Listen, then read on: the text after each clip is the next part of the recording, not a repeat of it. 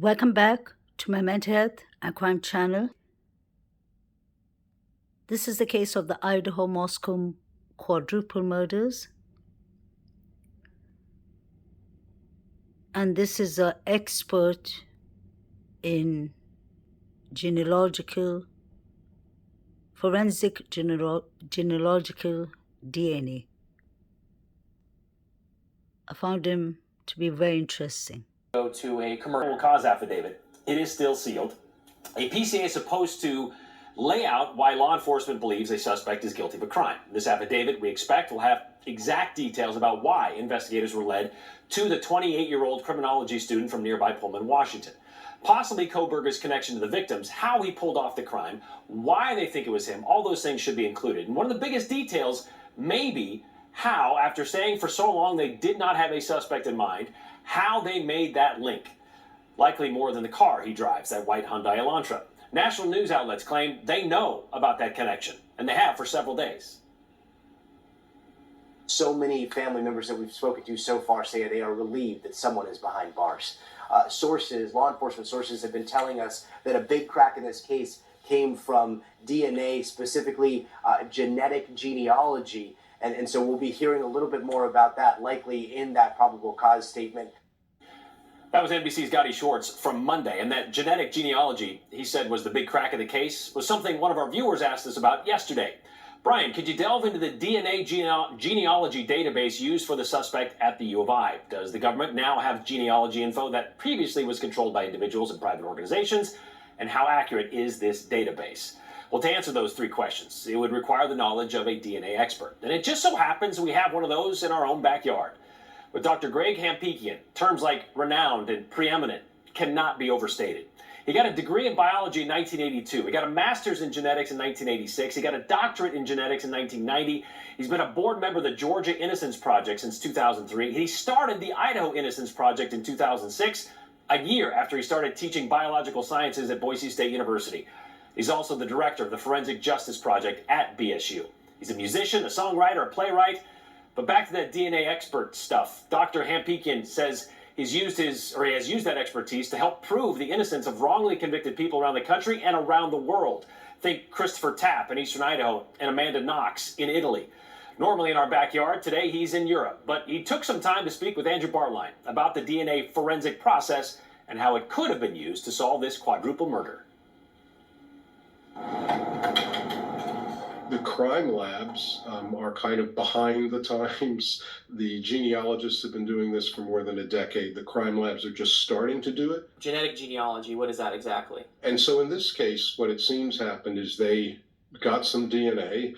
We don't know what from, maybe from an access point like a doorknob or a window. Once the DNA is sequenced, you can then take that file just like a consumer would to one of the genealogy sites that allows police to search public records of people who have opted in, saying, hey, if there's a murderer or a rapist in my family, I don't mind if you use my DNA to try to find them. I don't think it says exactly that, but there's an opt-in box.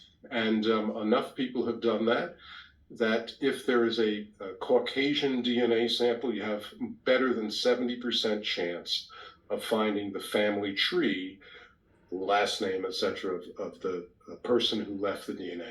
So if they don't get a hit in any of the, criminal databases of previously convicted criminals, they would then go to a commercial outlet where people would voluntarily submit their DNA to find out their own genealogy that way? There is a company, Verigen. For example, I've worked with them, and they have a program for the police. It costs about $500 a file that the police want to say, hey, we have this file. There's no hit to the convicted offender database. We use the genealogy type of DNA. Here's the file. Can you send us relatives to this piece of evidence? Just like it was somebody looking for their long-lost cousin. So after you get the genetic genealogy match, you get a buccal swab, a mouth swab from the person who is a suspect, and see if they match using traditional DNA methods. I imagine that in this case that they've probably already gotten that far through maybe a discarded cup or a cigarette butt or something like that. So they probably for their probable cause have already verified the match. But we'll see once it's unsealed. I think a lot of people have this perception that DNA evidence is just a slam dunk land that we got the guy, but I guess through your work we've learned that that's not always the case. The first time DNA evidence was reversed was a case that we worked on. Kerry Robinson out of Georgia. He was convicted with DNA evidence, and we showed that the DNA evidence in that case was bad. One thing I would point out is DNA is very, very good at telling us who might have been the original source of some biological material. It is absolutely, not good at telling us how material got somewhere. So if I, lend you my glove, you can leave my DNA somewhere. You need more than just the identification. Dr. Hampikian adds that it is a difficult process. Typically, a genealogist is needed to sort through records and newspapers and assist police in finding out, who's alive, where people are, who might be around. And if these reports are true, Brian, that genetics played a significant role in this, in Kohberger's arrest, Hampikian is confident that this is the process and how they did it. To me, it's outside of my understanding completely, but I get it. I can follow the process a little bit, but that proving or disproving that DNA is what the system he used to show that Amanda Knox was not guilty, said that DNA was tainted.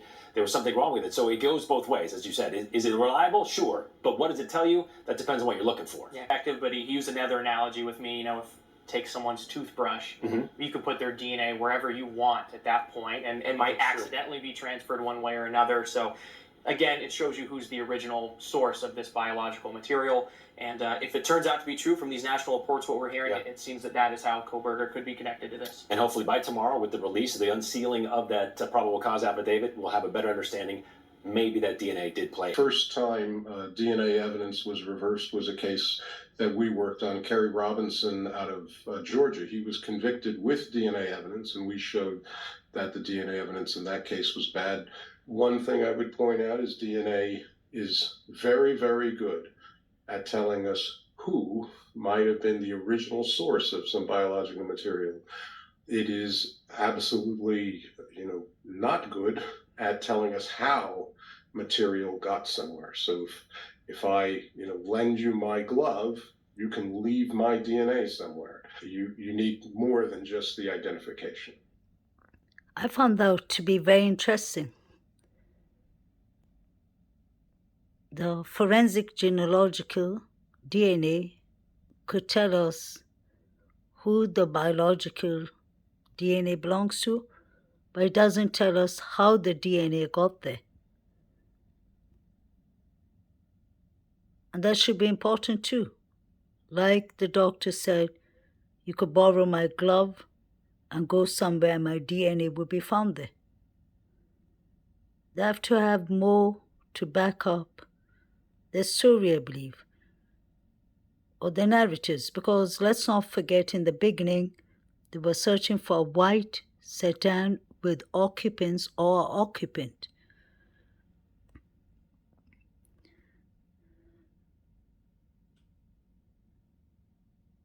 So if Kohberger's phone pinged there, and they're showing that in the statements, that is a plus for the prosecutor. But he has to explain how the DNA got there, how they got to the roadmap of the genealogical DNA.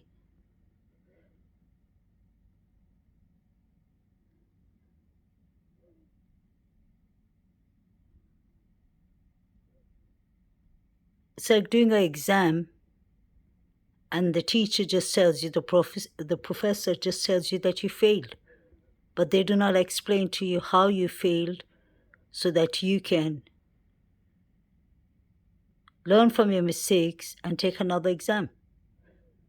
They're not showing the roadmaps, how they got to the conclusion that it was Brian Christopher Kohberger who did it, and we just want fair justice. Ann Taylor is entitled to receiving, for them to be sharing the roadmap, and for them to be giving her the 3 unidentified male DNAs that were found inside and outside the house. Please like, share, and subscribe. Have a lovely weekend.